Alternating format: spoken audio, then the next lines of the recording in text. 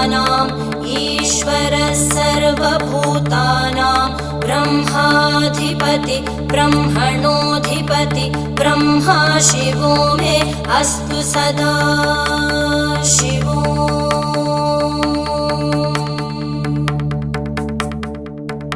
ईशानः सर्वविद्यानाम् ईश्वरः सर्वभूतानां ब्रह्माधिपति ब्रह्मणोऽधिपति ब्रह्मा शिवो मे अस्तु सदा।